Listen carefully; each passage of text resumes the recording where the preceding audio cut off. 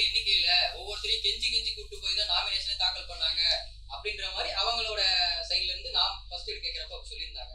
அதுக்கு உங்களுடைய கருத்து? அவங்களோட கற்பனை உள்ள ரொம்ப ஜாஸ்தி சார். அதாவது இப்போ பாத்தீங்கன்னா அந்த பிரஸ் மீட்ல கூட இந்த விஷயங்கள் வந்து சென்னை மேட்டர் நான் எடுத்த போது கமிட்டியில எல்லாரும் முன்னாடியும் தான் கேட்டேன். இதுக்கு என்ன, இது இன்னொரு முக்கியமான விஷயம் அது பதிவு பண்ணணும். இந்த விஷயம் முதல்ல எனக்கு தெரிய வந்தது ஊடகத்தின் மூலமா தான். அந்த வலைபேச்சுன்னு ஒரு ஊடகம், அதுல வந்து அந்தணன் சார், பிஸ்மி சார், இவங்க தான் முதல்ல இந்த விஷயத்தை கொண்டு வந்தாங்க. அதை நான் பார்த்தேன். என்னடா அது ஒரு நான் மெம்பர் போய் பேசுறாங்களேன்னு தான் கமிட்டியில கொண்டாந்து இந்த விஷயத்த பேசுறேன். அப்ப கூட கதிர் சார் என்ன சொன்னாருன்னா, அப்படியே எனக்கு இந்த விஷயம் தெரியாதான்னு. கமிட்டிலேயே அவர் முன்னாடி எல்லாரும் முன்னாடியுமே அந்த லிங்கை நான் அவருக்கு அனுப்பிச்சு வச்சேன். நீங்க பாருங்க, இதுக்கு என்ன நடவடிக்கை எடுக்கணுமோ எடுங்க அப்படின்னு. அந்த வலைபேச்சுல என்ன சொல்லிட்டாங்கன்னா, அங்கதான் சொன்னாங்க இந்த விஷயத்த.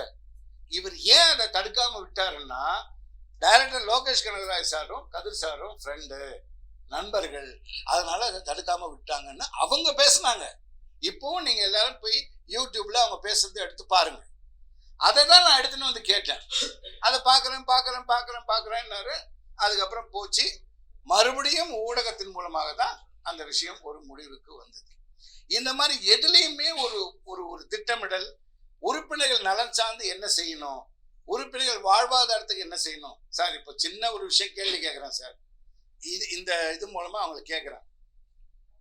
இப்போ இந்த பில்டிங்கை இடிச்சிட்டாங்க, அதுவும் ரவி அண்ணன் தலைவராக இருக்கும்போது இடிச்சிட்டாங்க. அது நம்ம டப்பிங் யூனியனுக்கு அவமானமா இல்லையா? நான் உங்ககிட்ட இதன் மூலமா கேட்கிறேன், இது அவமானம், எவ்வளவு பெரிய அவமானம்.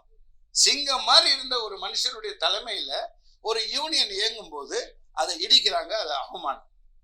இன்னொன்னு, கோர்ட்ல நீதியரசர் நீங்க குற்றவாளி தான், நீங்க தவறு பண்ணிருக்கீங்கன்னு ஜட்ஜ்மெண்ட் கொடுத்துருக்காரு. அது அசிங்கம் இல்லைங்களா? அதுக்கு என்ன பதில்? ஏன் அந்த தப்பை பண்ணீங்க? அப்பவே அதை கேட்டிருக்கணும் இல்ல, அப்பவும் கேட்கல. இன்னொரு பெரிய ஆபத்து இருக்கு சார். இப்போ உறுப்பினர்கள் நலன் சார்ந்த விஷயங்களை எடுக்கணும்னா அதுக்கு யோசனை பண்ணணும்.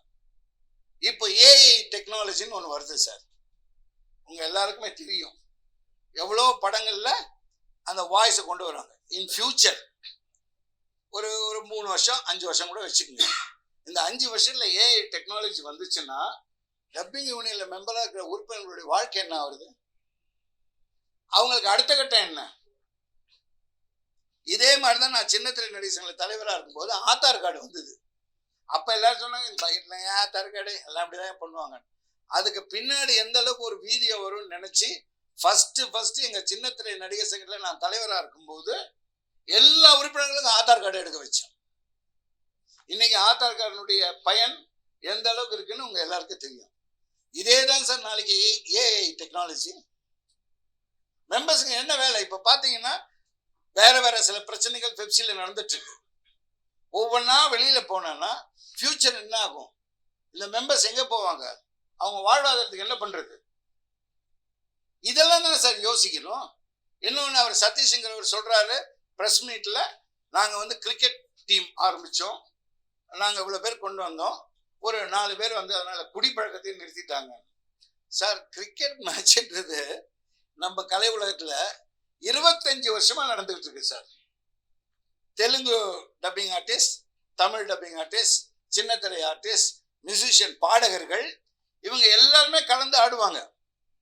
அதில் ஆடின சில பேர் நம்ம நண்பர்கள்லாம், தம்பிங்கெல்லாம் இங்க இருக்கிறாங்க. இது என்னமோ இவர் தான் இப்ப புதுசா கொண்டு வந்த மாதிரி, நான் தான் கொண்டு வந்தேன், எல்லாம் நான் தான் பண்ணேன். 25 வருஷமா எல்லாமே ஆடிட்டு தானே பாருக்குறாங்க.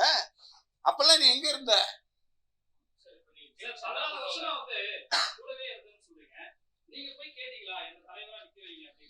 கிடையவே கிடையாது.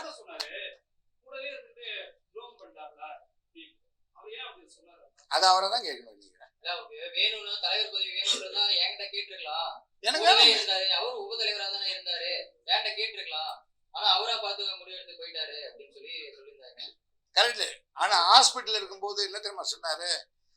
விடுறா, அதெல்லாம் எதுக்குடா, நம்ம இவ்வளோ காலம் இருந்துட்டோம், நம்ம பாட்டு ரிட்டையர் ஆகிட்டு போவோம், வேற யார்ட்டையாவது அதை ஒப்படைப்போன்னு தான் சொன்னார். அப்ப நான் அண்ணன் கிட்ட பேசும்போது சொன்னேன், கரெக்ட். ஆனா அந்த ஒப்படைக்கிறது யார்? தலைவர் இவங்க கிட்ட வேணாம் சார். ஒரு அட்மினிஸ்ட்ரேஷன்ல ஒருத்தர் இருக்காங்க, மற்ற 3 பேர் நிர்வாகம்